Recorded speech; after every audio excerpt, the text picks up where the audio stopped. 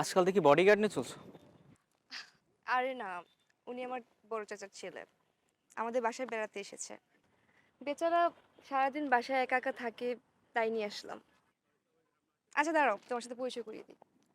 এই যে, এদিকে আসুন। আরে আসুন না। হাই ভাইয়া, আমি Mehedi Hasan. Hi, Habibur Rahman, nice to meet you. Same to you. মামা ঠিক আছে, তোমার আড্ডা তো আমি আসছি। আরে তুমি কোথায় যাচ্ছ? এভাবে চলে যাচ্ছ কেন? চলে যাবো না কি করব? আমার বন্ধুরা আমাদের জন্য অপেক্ষা করছে, সেখানে যাব, আড্ডা দিব, কত প্ল্যান। তাহলে চলো। কিন্তু তোমার কাজিন সেখানে এলাও না। কেন? উনি আমার কাজিন, উনি গেলে সমস্যা কোথায়? মাম, তোমার সাথে আমার বিয়ে ঠিক হয়ে আছে, হ্যাঁ তো? তাহলে কি আমরা আমাদের ইচ্ছা মতো একটু পার্সোনাল সময় কাটাতে পারি না? তোমার কথা আমি বুঝলাম না। আচ্ছা ঠিক আছে, আগে চলো, তারপর বুঝতে পারো। আরে উনি কিন্তু আমাদের সাথে যাচ্ছে।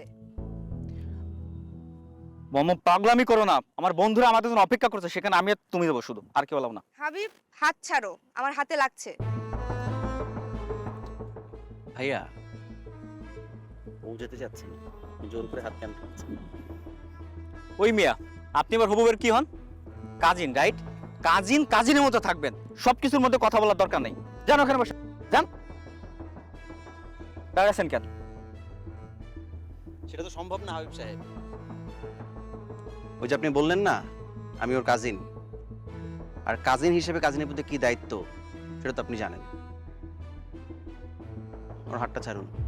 হাত ছাড়বো না, কি করবি তুই? হাতটা ছাড়ুন। বললাম তো ছাড়বো না, কি করবি? ছাড়! কি ব্যাপার, মোমো আজকাল এমন করতেছে কেন? ওই শালা কি ভিতরে ভিতরে লাইন বাদাইলো? না, যা করা ইমার্জেন্সি করতে হবে। হ্যালো বাবা। অনেক হয়েছে আব্বা, অনেক হয়েছে। আমি আর নতুন করে কোনো ঝামেলা পড়তে চাই না, তাই আমি ঠিক করেছি কালকের মধ্যেই মমর বিয়েটা আমি দিয়ে দেবো। হঠাৎ করে এখন মামার বিয়ের কথা উঠলো কেন? কথা তো ঠিক হয়েছিল যে ফাইনাল এক্সামের পরে বিয়েটার ব্যবস্থা করবো।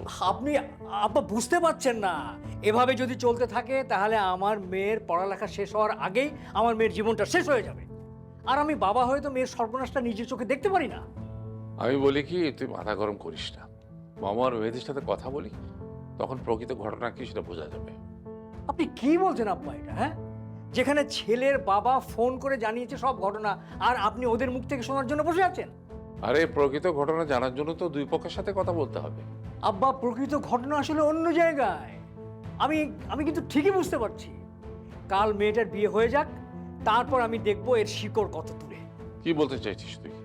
কি আর বলবো আব্বা, আমি তো যা বোঝার সব বুঝে গেছি।